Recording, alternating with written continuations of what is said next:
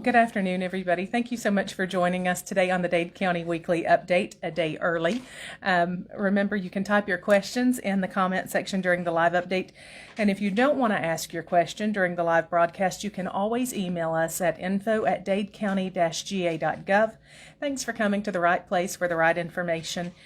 Today, you'll just be hearing from myself. I'm Fauscett-Anderson with Dade County. I do public information and relations, and of course from County Executive Ted Rumley. If you know somebody who would be interested in hearing today's broadcast, go ahead and invite them to watch this broadcast or start a watch party so that you can hold your own discussion.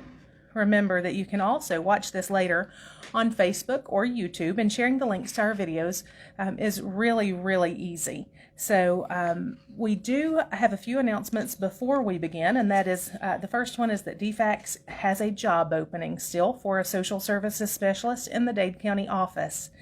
We posted the link on our Facebook page, or you can visit governmentjobs.com/careers/DHS Georgia/jobs. We would also like to congratulate all those who were sworn into public office yesterday here in Dade County by Probate Judge Carey Carter, and those were County Executive Ted Rumley, District 3 Commissioner Robert Goff, District 4 Commissioner Alan Bradford, and Sheriff Ray Cross. Congratulations. Probate Judge Carey Carter also put out an announcement we would like to share with you. She put this out yesterday. It says, if you receive a text message regarding a weapons carry permit, it did not come from probate court. The court will not text you about a gun permit. Call us at 706-657-4414 with questions. Do not click on the link. It is not from the probate court. They will never, ever send you a text about your gun permit. I also want to tell you that we've made an addition to our website. We have a tab now on the very front page of our website at dadecounty-ga.gov. And on that tab, it says what's open and what's closed. So that will let you know which offices or departments are opened to the public, which are closed to the public, but are still functioning via telephone and via email. So just because they say they're closed to walk-in public traffic doesn't mean that the office itself is closed. So take a look at that. If you have a question about that, County Executive Rumley is going to talk to us a little bit more about that, but I did want you to know that it is there for you. It's on the very front page, and it just says what's open, what's closed. So you can see that really, really super easy. And wanted to remind you also that county offices are closed tomorrow and Friday for Christmas holiday. The transfer station hours are published also on our website, but they are open Christmas Eve 8 until noon. So tomorrow 8 until noon. They're closed Christmas Day and also closed New Year's Day. We will see you, of course, after Christmas is over. So I want to wish everybody a Merry Christmas from Dade County, and we will go next to County Executive Ted Rumley.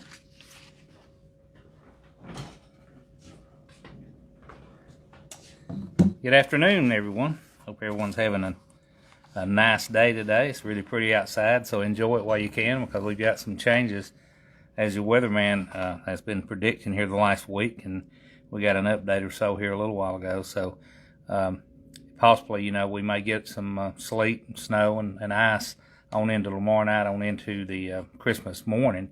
And so we've got of course, got our trucks and all of our spreaders and everything ready to go. And actually the state today, if you've noticed, some people have called in about it, but they're already putting out the brine, the actual stuff that, will actually try to keep the ice and all from sticking to the road. So they've already are working on that.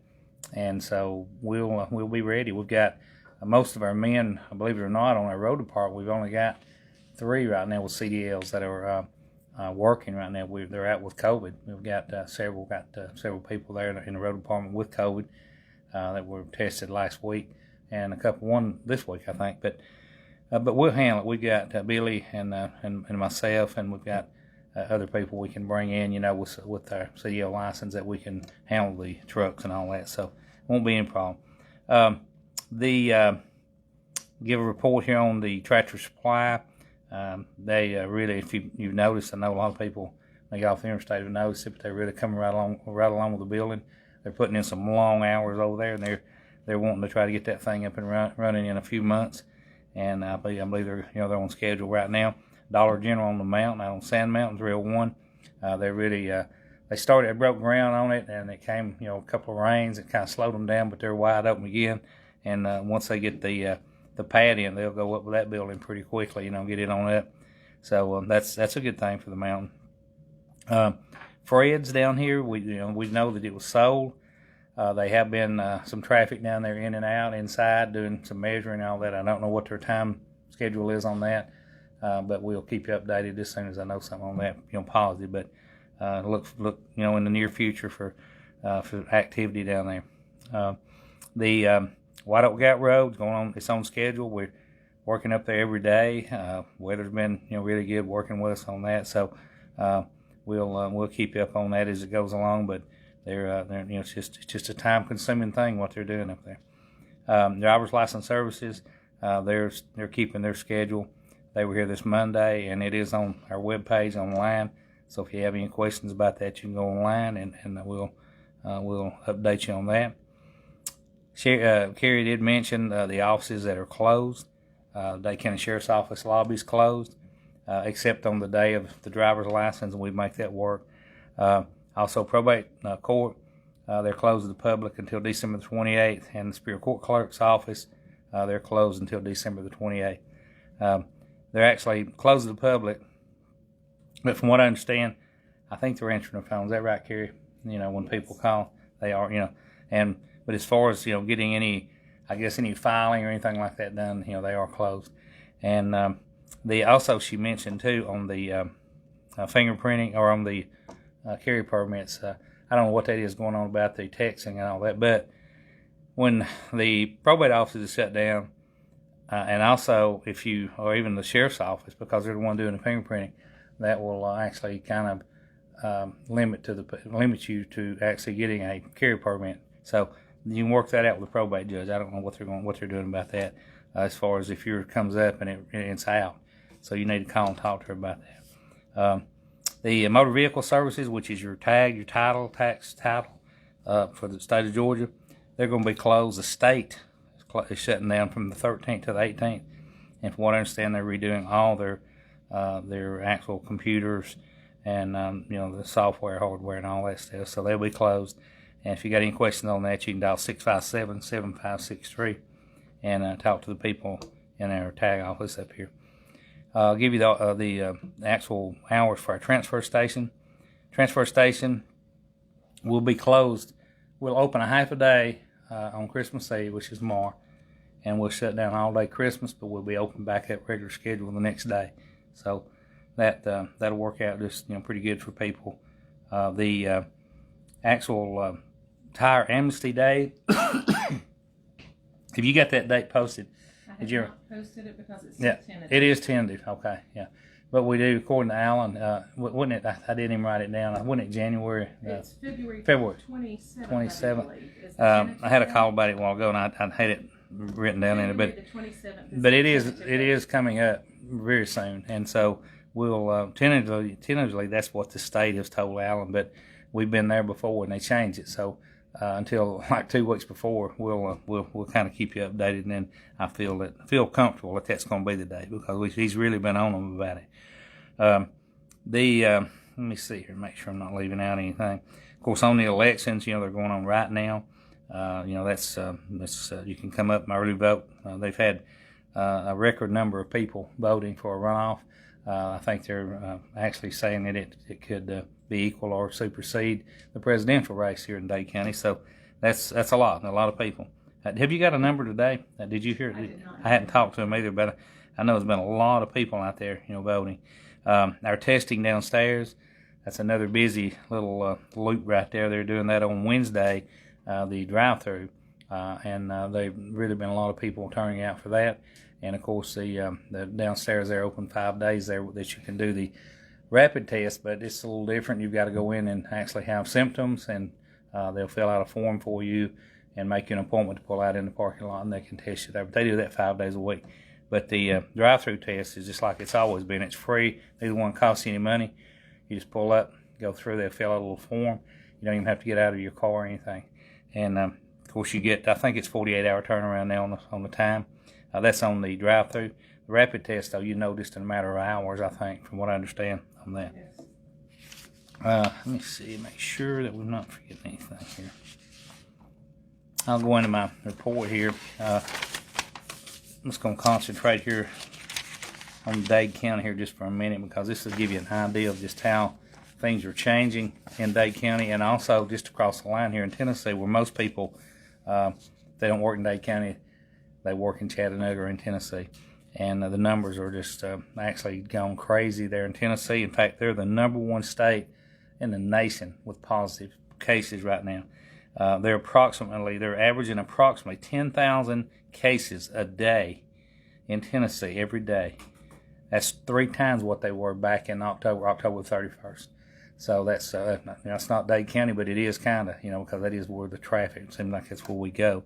And here in Dade County, though, on December the 3rd, we were averaging, we were actually 50 cases every 2 weeks. And then we went to 82 on the 12th, 110 on the 17th, and this week, or right now as we speak, we've had 100 in 14 days. So the numbers are, they're not just gradually going up; they are changing and they're going up. As we speak today, we're at 663 cases from the beginning in March, and like I said, we've had 100 positive cases here in Dade County in 14 days. Last week at this time, we were at 613. We've had 7 deaths and 38 hospitalizations. Walker County, they've had 566 in the last 2 weeks positive, and they're at 3,420. Catoosa County, they're at 584. In the last 2 weeks, they've had 584 positive tests, and they're at 2,924. Chattooga County, right now they're at 1,420 total from the beginning, but they've had 207 in the last two weeks test positive. Whitfield County, big county, a lot of people over there. But just in the last 2 weeks, Whitfield County alone has had 1,596 people test positive for COVID. Right now they stand at 9,993. Gordon County, it's another large county. They've had 760 tests positive in the last 2 weeks. Right now their total numbers in Gordon County is 3,780. Floyd County, they had 682 in 14 days, in the last 14 days, and they're at 6,205. There's still 2,723 out there in Georgia that have not been actually tied to the counties, the address unknown counties. So far in Georgia, we've had 9,503 deaths. Last week at this time, we were at 9,302. Moved down to Tennessee, as I mentioned a while ago. Tennessee's is the #1 in the nation as far as positive cases, but Hamilton County, which is our neighbor, right now they have 3,875 active positive cases in Hamilton County. They're at 25,232 from day one, from when this started back in March. But they've had 21,110 recoveries with 247 deaths. Marion County, right now they're at 1,691 in Marion County. They have 210 active cases as we speak. They've had 1,457 recoveries and 24 deaths. Grundy County, they're at 1,092 with 139 active cases. They've had 938 recoveries. Sequatchie County, they're at 1,037 positive cases. They have 264 active cases right now. They've had 763 recoveries out of that 1,037, and they've had 10 deaths. And that doubled from last week. Double. I was just looking at that. I want to make sure that's right. Sure did. They doubled Yeah. in 1 week. In 1 week. Yeah, that's amazing. They were at 5. Yeah, that's a large county, Squatchy is, but it's a rural. A lot of it is really rural area over there in Squatchy. Midge County, they're at 862 in Meigs. Last week they were at 755, but they have 178 active cases. They've had 670 recoveries and 14 deaths. Bradley County, they're at 8,269 in Bradley County. Right now they have 1,416 active positive cases in Bradley County. They've had 6,792 recoveries out of that 8,269, and they've had 61 deaths. So far in Tennessee, they've got 6,269 deaths. That's is that right? That's 133 since yesterday. Yes, that's correct. Yeah. Okay, Alabama. Let's move down to Jackson County here. Jackson County, they're at 4,787 right now from the beginning to now. Last week they were at 4,544. They've had 34 deaths. They've had 753 reported positive cases in the last 14 days. DeKalb County, they went from 6,188 a week ago to 6,609. They've had 55 deaths, and they have 1,063 cases reported in the last 14 days. Whew, that's a lot of people right there in 2 weeks' time. All I can say is, be careful. I mean, just, we keep saying this, and just wear your mask, try to keep your distance. Tennessee, on his executive order, of course, this is not Georgia. We've got, I'll just read some of the things that he's recommending, which some of it's not, it's kind of old news, but he's recommending, to work from home if possible for the next 30 days. He's saying, in Tennessee, of course, this is not Georgia, but it's still, though, he's got to do something. He's got to move because, it's going like wildfire in Tennessee. But he's wanting to limit the gatherings back down to 10. Wear a mask, of course. Limit indoor sporting events, the attendance of those events, and worship services, weddings, funerals. He's got a footnote out there. Try online if possible. Some of those I guess you could do online. I don't know how you do a wedding or a funeral online, but that's in his executive order, But his executive order is good until January the 19th. He had just renewed that.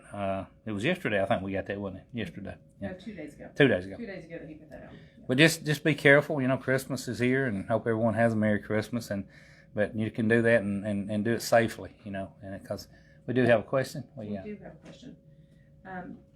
We actually have a couple of questions. One said, is it true that if someone tests positive in a home that the rest of the people in their home need to stay quarantined? And I know that usually we refer those to the Department of Public Health, right? That's right. At 4312, I think is the number. I'll post it in the comments. 657, 68. Well, okay. I'll post it in the comments. But the second question is, what is the progress of the storm shelters? So un-COVID related, but what is the storm shelter progress? I'm gonna have Alex give us a really good update on, but it's really good.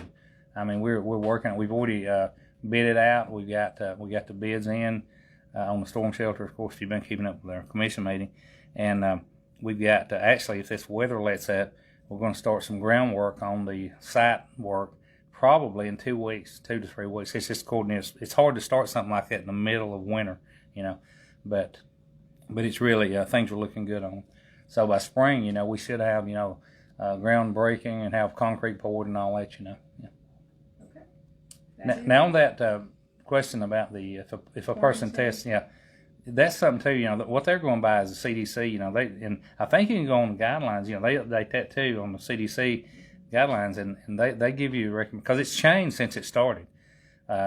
Before I would say definitely. If you had someone test positive in a household, everyone quarantined. But I know it's changed at the workplace because we can have someone test positive here. And what we do, that person of course goes home immediately.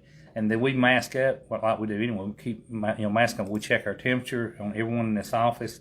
If it were to happen 3 times a day, anyone that shows any signs at all, you send them home. But on the 5th day, 6th day, then we send everyone to get tested because chances are, it's not going to show up until that 5th or 6th day or whatever, And so But if they're not positive, we just keep an eye on everyone, their fever not, and it, and go on with it. That's what's happened in the road department, So, but you can call the health department. They can give you the real deal advice on that. And probably if you go online on CDC, I think you can probably find a paragraph that will answer that question. I'm going to put that link. I just put that link in for people to see the quarantine guidelines from CDC. But if they want to call the health department here, they can call 706-657-4213. Yeah. Okay. All right. Okay. All right. Any questions? Just call my cell number is 423-667-8999 and 657-4625 is our office number here. You can call me anytime. I answer my phone. Monday through Sunday. And I hope you have a Merry Christmas. If you have any questions, please call me or any of the commissioners, and we'll be glad to try to answer your question.